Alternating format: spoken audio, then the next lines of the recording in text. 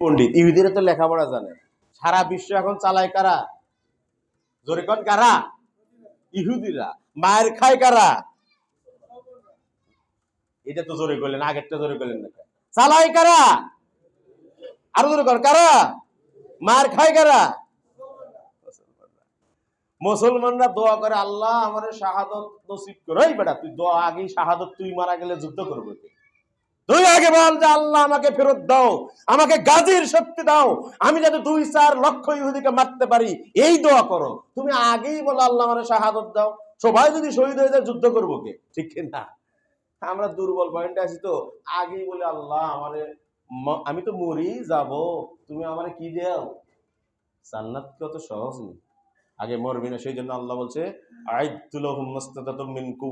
অস্ত্র সশস্ত্র বাহিনী তৈরি করো, তাদের বিরুদ্ধে রুখে দাঁড়াও, সেই চেষ্টা করো, আগেই মারা যেও না তুমি। আসেন এবার আবু জেহেল কি করলো?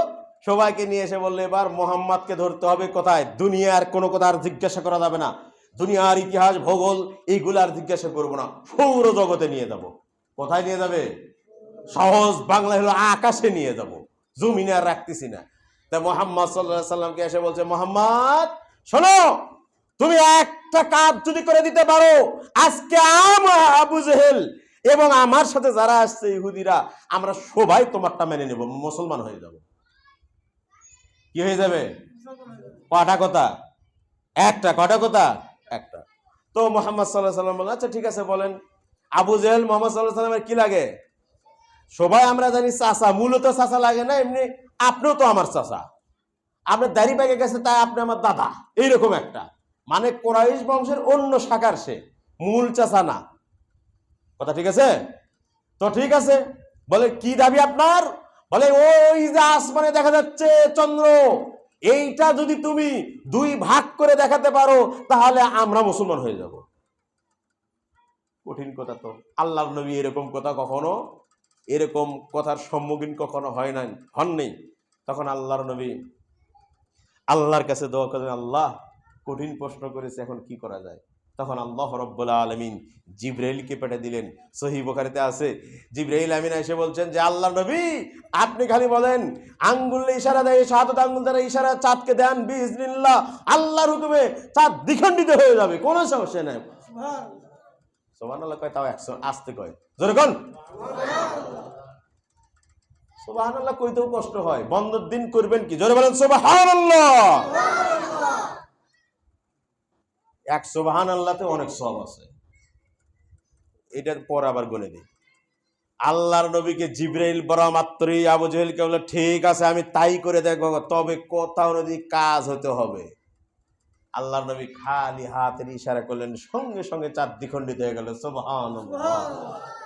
এখন আসুন, যেই কথা বলছিলাম যে ইসলাম বাংলাদেশে আজকে আসে নাই, কবে আইছে? আল্লাহর নবী যখন আবির্ভাব হয়েছেন তখনই চলে আইছে ইসলাম। কারণ আপনারা সূরা কুরাইশ পড়েন না? সূরা কুরাইশ, কুরাইশ বংশের লোকদেরকে নিয়ে আবিষ্কার করা হয়েছে, মানে নাজিল করা হয়েছে, তাই কি না? সেখানে কুরাইশ বংশের লোকেরা কি করতো না করতো, তারা যে ব্যবসা করতো, এগুলো বিষয়ে মানে কিছু হিন্স দেওয়ার জন্য আল্লাহ এটা সূরা আকারে নাজিল করেছেন। তো আরবরা, আমরা বলি আরবের বণিকরা সারা দুনিয়ায় ব্যবসা করত। এবার আসেন, আবু জেহেলের কথা অনুযায়ী যখন নবী মুহাম্মদ, আবার বলেন নবী মুহাম্মদ ইশারা করলেন, সঙ্গে সঙ্গে চাঁদ দ্বিখণ্ডিত হয়ে গেল। 2 পাহাড়ের আড়ালে 2 দিকে চলে গেল চাঁদ, মাঝখান থেকে পাহাড় দেখা যাচ্ছে। তখন আবু জেহেলের সাথে যারা ইহুদি ছিল সবাই বলল, আশহাদু আল্লা ইলাহা ইল্লাল্লাহ ওয়া আশহাদু আন্না মুহাম্মাদার, এটা আমরা আবার সংক্ষিপ্ত বানাইছি, লা ইলাহা ইল্লাল্লাহ মুহাম্মাদুর রাসূলুল্লাহ। এখন আবু জেহেল বলে, যে জন্য নিয়ে আসলাম এটা তো পারলাম না। মোহাম্মদকে কি করতে নিয়ে আসছিল? লোকজন আটকাইতে নিয়ে আসছিল, যে আজকে মোহাম্মদের দুনিয়ার সব বিদ্যা বুদ্ধি একেবারে ক্লোজ করে একেবারে নিয়ে যাব কোথায়? আকাশে। কোথায় নিয়ে যাবে? যার এই বৈজ্ঞানিক নাম আমরা বলি কি, মহাশূন্যে নিয়ে যাব, তাই না? আর একটা কি, সৌর জগতে নিয়ে গেছে। বলে মোহাম্মদের বেলকি জাদু আসমানে তো আর লাগাতে পারবো না, কিন্তু লেগে গেছে। সুবহানাল্লাহ গণ। এখন এই কয়জন মুসলমান হয়ে গেল। আবু জেহেল কইতেছে যে শোনা, আসলে মোহাম্মদ, হে তুমি আসলে আমাদের চোখেও জাদু লাগাইছো, এটা ঠিক হয়নি। আসলে তো তুমি তো চন্দ্র এভাবে করার কথা না, তুমি তো এটা পারবে না। মানে ওর নসিবে কি নাই? ইসলাম। ওর নসিবে কি নাই? ওর নসিবে কি আছে সেটা বলে পরবর্তীতে যাইতেছি। এবার যখন আবু জেহেল মুসলমান হলো না, ভারতের রাজা পেরেমাল চেরেমাল ইনি কি করছেন, আগের রাজারা রাত্রে যখন চাঁদ রাত হইতো তখন তারা কি করতেন, গল্প গুজব এগুলো আলাপচারিতায় রাতে। আপনারাও যারা মুরব্বী আছেন, এখন তো ছেলে পেলে এরকম করতেছে, আপনারা যারা মুরব্বী রাতের বেলা গল্প করতেন যখন চাঁদের রাত হইতো, হইতো কি হইতো না? গল্পর আসর হইতো, অথবা গ্রামের যে গান, পালা গান বা ইত্যাদি এগুলো আসর হইতো আগে। এখন ওগুলো আছে নাকি?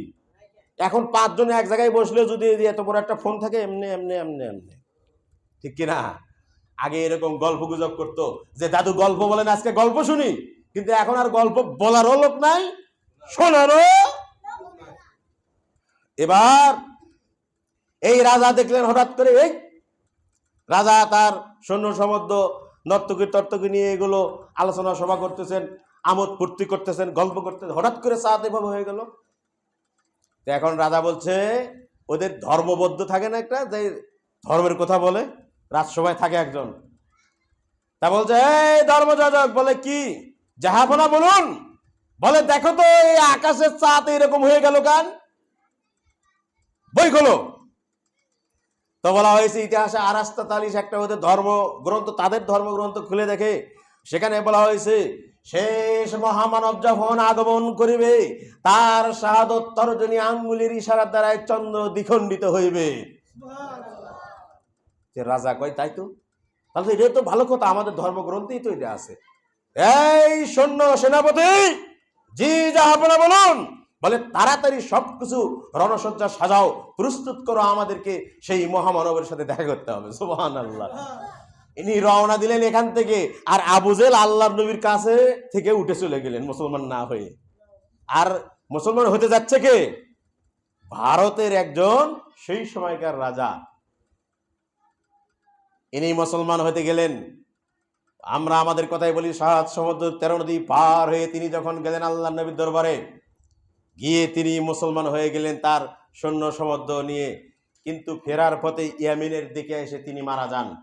তিনি ওসিয়ত করেন যে আমি মারা যাচ্ছি, তোমরা যাও ফিরে গিয়ে এই ধর্ম মতামত যেগুলো আমরা শিখলাম শুনলাম এগুলো প্রচার করবে, আর ওখানে মসজিদ নির্মাণ করবে। সুবহানাল্লাহ বলেন। আল্লাহর নবী যখন সে ইসলাম গ্রহণ করেছিল, তার নাম রেখে দিয়েছিলেন তাজউদ্দিন। কি নাম রাখছিলেন? তাজ মানে কি? তাজ মানে 2-1 জন পারে, সবাই পারে না, মনে হয় বিয়ের সময় পরে নাই। তাজ মানে কি? ওই রেখে দিলেন তাজউদ্দিন, মানে দিনের মুকুট। যাও। এবার তিনি চলে আসলেন। এই হলো ভারতীয় উপমহাদেশের প্রথম সাহাবী এবং একজনই সাহাবী। আর কোন লোক ভারতীয় উপমহাদেশের সাহাবী ছিলেন না। সুবহানাল্লাহ বলেন।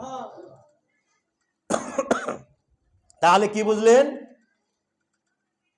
আমার কথা কি বুঝতে পারতেছেন? 1 নাম্বার যেটা আমরা জানলাম প্রথমেই, আবু সাঈদ খুদরি যেটা মুস্তাদরাক আল হাকিম হাদিস বললেন, যে সেই আল্লাহর নবীর যখন আবির্ভাব হইছে, তখন বাংলাদেশের চট্টগ্রামের এক রাজা কি পাঠাইছে?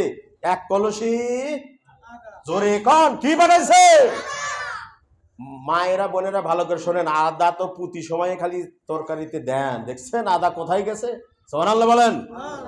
তাহলে আমাদের বাংলাদেশ থেকে আদা আল্লাহর নবীর দরবারে পৌঁছেছে, যদিও আমরা কেউ সেই সময় ছিলাম। 1 2 নাম্বার হলো ভারতের যেই রাজস্থান আমরা বললাম পেরেমাল যে রাজা, সেও কিন্তু মুসলমান হয়ে চলে আসছে। তাহলে বোঝা গেল ইসলামের সম্পর্ক আরো আগে। আর একটু ছোট্ট করে ইতিহাস বলে আমি হাদিসের দিকে যাই, শোনেন। ঐতিহাসিকরা প্রমাণ করেছে, রানী বিলকিস নাম শুনছেন না? কার সাথে ছিল? কোন নবীর সাথে? সুলাইমান আলাইহিস সালামের সাথে। এই রানী বিলকিসের যে শহর, জন্মস্থান, তার বাবার যে রাজত্ব ছিল, তার নাম হলো সাবা। জায়গার নাম কি? সাবা। বলে সেই সাবা থেকে নবী মুহাম্মাদের জন্মের আগে, তার আবির্ভাবের আগে সাবা থেকে লোক এসে ঢাকার সাভারে বসবাস করত, তাই তাদেরকে সাবাই বলা হতো, সাভারই বলা হতো। ধীরে ধীরে ওটা চেঞ্জ হতে হতে এখন ঢাকা সাভার, সাভার নাম হয়ে গেছে কি সাভার, সাভারের নাম হয়েছে কি সাভার। কথা কি বুঝছেন? এগুলোই হাদিস না ইতিহাস? কি বলছি? ইতিহাস। এই ইতিহাস থেকে ঐতিহাসিকগণ প্রমাণ করেন যে আজ থেকে ইউসুফ আলাইহিস সালামের যুগ থেকে বাংলাদেশের সাথে আরবের যোগাযোগ ছিল ছিল। বুঝছেন? কয়টা বললাম ইতিহাস? 1 2। আর একটা বলে আমি বলি, আমার বাড়ি উত্তরবঙ্গে, বগুড়া শাহজাহানপুর জেলা। আমি বললাম আগে বগুড়া জেলা শাহজাহানপুর থানা। উত্তরবঙ্গে আরো চলে যান, লালমনিরহাট। রাসূল সাল্লাল্লাহু আলাইহি সাল্লামের চাচা, ভালো করে শুনেন। কেউ বলছেন চাচা, আসলে আমরা অনুবাদ করতে অনেক সময় ভুল করি। চাচা আর মামা, আঙ্কেল মানে কি? আঙ্কেল মানে কি? মামা হয় না? আসলে এটা কোন যে ভাষা সবই হয়। তো বলে যে মামা, সাদ বিন আবি ওয়াক্কাস মামা, তিনি সহ আরো কিছু সৈন্য চীনে, সুদূর চীনে ইসলাম প্রচার করতে যখন যাচ্ছিলেন, তখন বঙ্গোপসাগর হয়ে আস্তে আস্তে ধীরে ধীরে এই উত্তরবঙ্গের একটা আমাদের বিশাল বড় প্রকল্প আছে। কোন নদী যেন বলতে পারেন? কি প্রকল্প? বাদ 2-1 জন পারে, আর পারে না। জোরগান তিস্তা। এটা মনে রাখেন, এদের জন্যই তো বাংলাদেশের সাথে ভারতের কি সমস্যা এবং সম্পর্ক। কি বাঁধের নাম কি? তিস্তা। তিস্তা বিশাল বড় নদী। এই নদীর কোল ঘেঁষে সেই সময়ে, আজকে 1400 বছর 1450 বছর আগের কথা, তখন সেই সাহাবী ইসলাম প্রচার করতে করতে লালমনিরহাট ওই দিক দিয়ে চলে যাচ্ছিলেন। সেই এলাকার নাম হলো মসজিদে আরা। আমি সেখানে গিয়েছিলাম। সেখানে ছোট্ট একটি মসজিদ ছিল, সেই মসজিদে মাটি দিয়ে ঢাকানো ছিল। 1996 সালে এই বিশাল বড় মাটির স্তূপ, সেগুলো কি করে সরানোর পরে যে মনে করছিল তারা যে এটা মনে হয় মন্দির বা কিছু হবে, খুঁজতে খুঁজতে দেখা যায় আসলে এটা মন্দির না, সেটা হলো মসজিদ। কেমনে বুঝলো? এই মসজিদের ইটা হলো এই যে 2.5 ইঞ্চি, যেটা আপনারা পুরাতন ইটা দেখেন না, এইরকম। এবং ওই ওই ইটের ভিতরে একটা পোড়া মাটির যে ফলক বলি, সেখানে লেখা আছে লা ইলাহা ইল্লাল্লাহ মুহাম্মাদুর, আর শেষে লেখা আছে 69 ছোট করে ছোট হিজরি। তাহলে বোঝা গেল এটা কি মসজিদ না মন্দির? জোরে কয় না, কি বোঝা গেল? তাহলে বোঝা গেল 69 হিজরিতে বাংলাদেশেও মসজিদ নির্মাণ হয়েছে। সুবহানাল্লাহ। দেখছেন কাণ্ড? কয়টা ইতিহাস বললাম? 1 2। ভুলে গেছে, ভুলে গেছে। আসলে তো বক্তব্য শোনে না হুজুরের। আসে 7 দিন পরে আপনারা, এই যে ঘুম আসে, বলে হুজুর তাতে শেষ করেন। হুজুর ভালো নাই, কি এত হুজুর টাইম জ্ঞান নাই, হুজুরের কি নাই? আচ্ছা বলে হুজুরের কি সময় জ্ঞান নাই? ওই বে তুমি আইছো পরে চুপ করে থাকো, বেশি কথা কইও না, আগে শোনো কি কই, ঠিক কি না? তাহলে আসুন, ইসলাম আজকে আসে না, ইসলাম আসছে কখন? নবী মুহাম্মদ সাল্লাল্লাহু আলাইহি সাল্লামের আবির্ভাব যখন, তখন থেকে। সুবহানাল্লাহ বলে। এখন আসেন, ইসলাম আসছে তো তখন, কিন্তু কোরআন হাদিস কি তখন আসছে? ওই যে ইসলাম উনি শিখে আসছে, আর একজন শিখে আসছে, কিন্তু কোরআন হাদিস অনেক পরে বাংলাদেশে। আপনাদের গ্রামের নাম জানো কি? আকজাটাইল। আচ্ছা, আকজাটাইল যারা আপনারা আছেন, এখানে হাদিসের কিতাব সিয়াসাত্তা বলে 6টা হাদিসের কিতাব মোটামুটি। সিয়াসাত্তা যদিও বলা ঠিক না, কুতুবে সিত্তা, আবুদ মানে বুখারী, মুসলিম, আবু দাউদ, তিরমিজি, ইবনে মাজাহ, এই 6টা কিতাব কার বাড়ি আছে? হাত উঠান তো, ওই হাত উঠান টাকা দেখছো কেন? এই আকজিটাইলের বয়স কত? মানে জনপদ এখানে তৈরি হয়েছে কমপক্ষে 3000 বছর বা 2000 বছর, না হলে তো 1000 বছর, না হলে তো 47 ছিল, না হলে তো 71 জনগণ ছিল, ছিল কি ছিল না? 71 মানে স্বাধীন করার পরও কয় বছর গেছে মনে নাই? যুদ্ধ করে নাই, যুদ্ধ না করে কয় মুক্তিযুদ্ধ। এই মুক্তিযুদ্ধ কিসে? কয় বছর গেছে? 54 বছর। 54 বছর, 71-এর পরও 54 বছর গেছে, তাও সিয়াসাত্তা বা কুতুবে সিত্তার হাদিসের কিতাবই নাই। হে তুই কিসের মুসলমান রে? তাই কি না? কিতাবই নাই। এখন সারা দেশে যাও, এখন আসেন, কয়টা গেল হাদিসের কিতাব? এই আগ যেটা এল না, এটা বাদ, তার পরের গ্রামটা কি? কালকে জিজ্ঞাসা করবো যে আমাদের এক হুজুর আসছিল, হাদিসের কিতাব আমাদের গোটা গ্রাম মিলেও নাই, তোদের গ্রামে আছে কিনা? তারপরে গ্রাম যাইবেন, তার পিছে সামনে ডানে বামে যাইবেন, এমনি করে সারা বাংলাদেশে বলা হয় 580-র বেশি, 68,000 গ্রাম বাংলা। কত? একবার এরশাদ সরকার বলছে 68,000, এখন আরো বেশি ধরেন, 80,000 গ্রাম বাংলা। এই 80,000 গ্রাম বাংলায় এই বই কি আছে? যেহেতু আপনাদের এখানে সবচেয়ে ভালো উন্নত, মোটামুটি এখানেই বই পাওয়া গেল না হাদিসের, এই আরো গ্রামে পাওয়া যাবে? অত সহজ নয়। এর মানে হলো ইসলাম আমরা দেখা দেখি শিখেছি, ইসলাম কিতাব পড়ে খুব কমই শিখেছি। আসুন এবার ইসলাম কিভাবে আসলো। এখন আসুন আর একটা কথা, দ্বিতীয় সময় কি শেষের দিকে নাকি কোনটা ঘটবে দেখেন, সিগন্যাল দিবেন, শোনেন। এখন আসেন ইসলামটা কিভাবে আসছে। আগে আপনার দাদার দাদা, তার দাদার দাদা কি করতো? বলতো ওম শান্তি, ওম শান্তি ভগবতে সপ্ত মঙ্গলম, সপ্ত সপ্ত সকতি ভগন্ত, ওম শান্তি, ওম শান্তি। পুজো করতো না আপনার দাদার বাপ, তার দাদা দাদা করতো কি করতো না? আগে এক সময় কথা কানে হঠাৎ করে গেছে সৌদি আরব থেকে আপনি আসেন নাকি? তারা কি করতো? পুজো করতো, করতো না? করতো। এই বিভিন্ন ধর্মের ভিতরে দেখা গেছে আস্তে আস্তে যখন ইসলামের বাণী আসা শুরু করে, তখন তারা এরকম বড় বড় কিতাব, আপনাদের ইমাম সাহেবের মতো বড় বড় হাদিসের কিতাব, কোরআনের তাফসীর নিয়ে আসে নাই। তখন তারা কি নিয়ে আসে? এই কিছু পোশাক করে আসে, বলছে তোমরা এইভাবে না করে এইভাবে করো। আস্তে আস্তে ইসলাম নিয়ে আসতে, তারা কিন্তু ইসলামের পূর্ণাঙ্গটা জানতেন না। তারা সেইভাবে দেখা যায় আমরা বলি পীর, ওলি, গাউস, কুতুব, এই তারপরে সুফিবাদ, এদের মাধ্যমে ইসলাম আসছে, কিন্তু ওই ইসলামগুলো পিওর ইসলাম ছিল না। আসল ইসলাম হলো কোরআন এবং হাদিসে।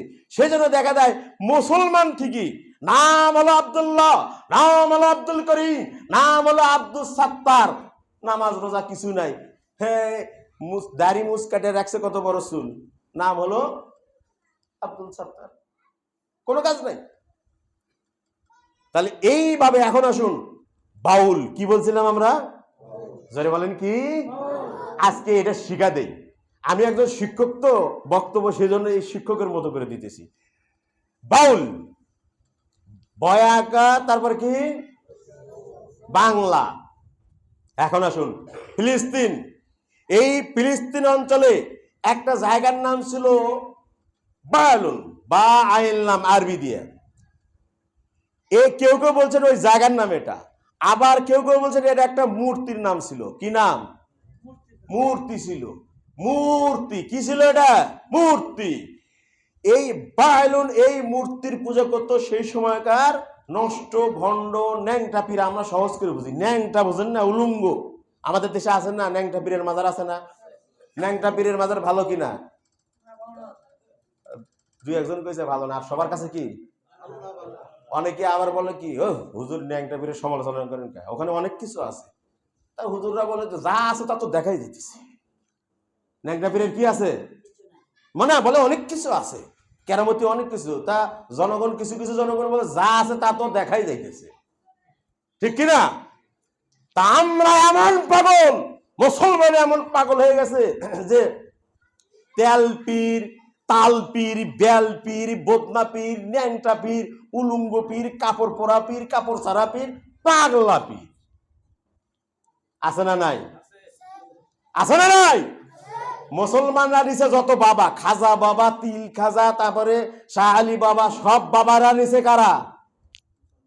সব বাবাদের দায়িত্ব কারা? কথা কয় না, কারা?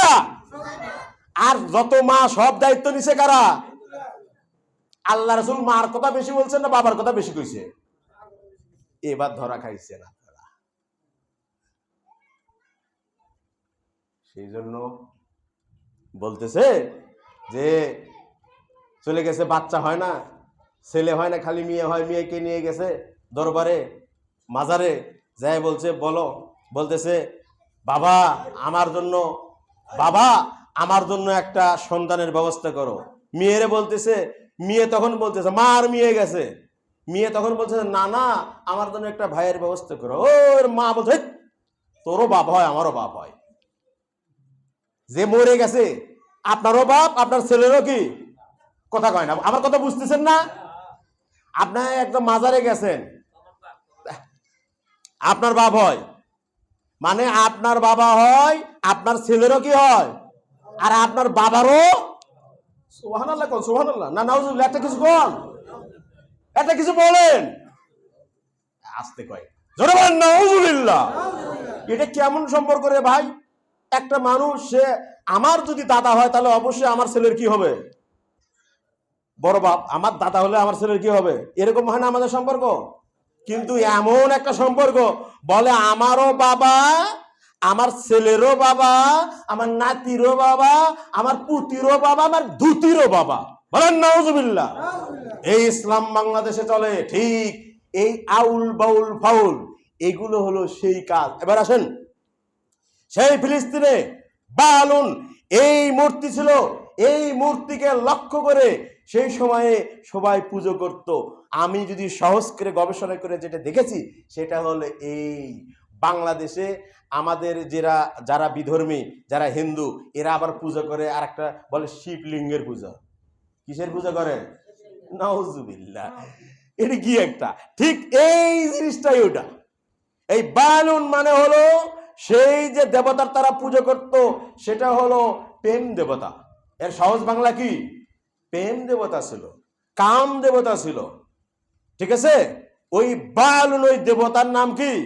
মূলত ওই দেবতার কাজটা কি? কাম দেবতা, প্রেম দেবতা, প্রজনন দেবতা। তাহলে শিবলিঙ্গ বোঝা যাচ্ছে না?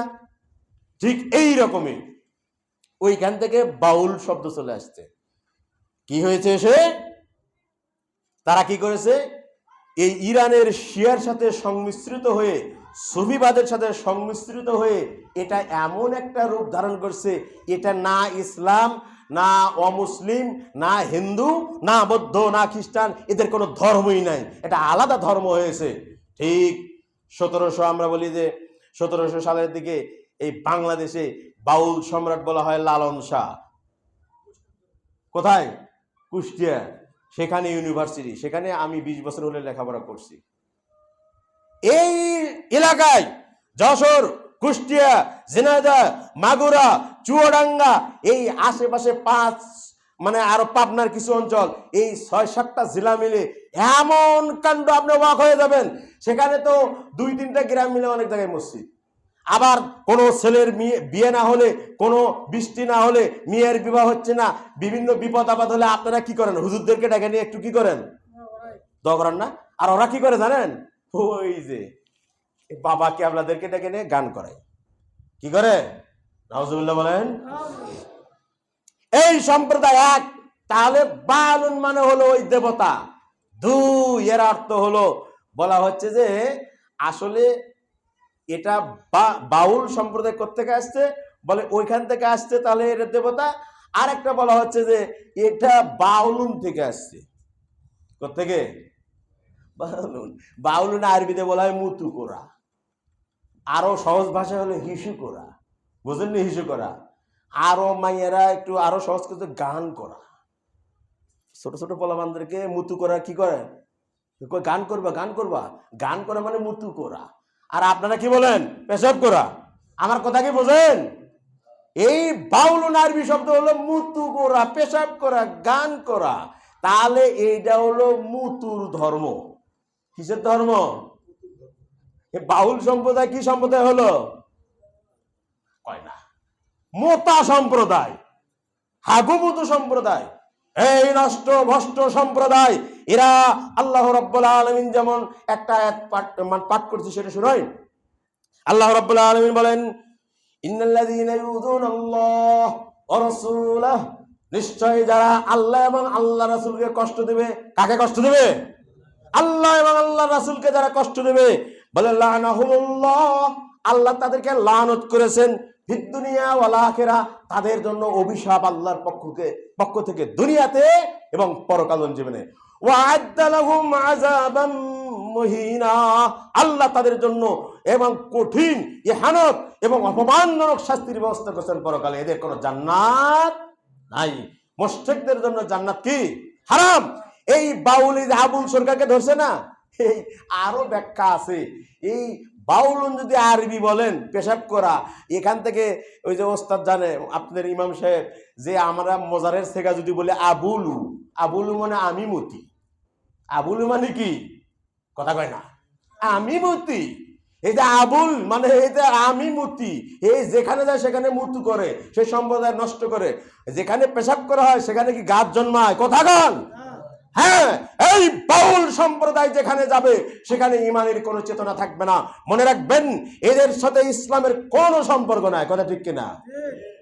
অতএব যেইখানে এরা সংঘবদ্ধ হবে সেখানে পিটানি ঘাতানি দিয়ে দেবেন। মনে রাখবেন, যারা গণতন্ত্রে বিশ্বাসী, সে যে দলই হোক না কেন, তারা কিন্তু অ্যাকশনে কম যাবে।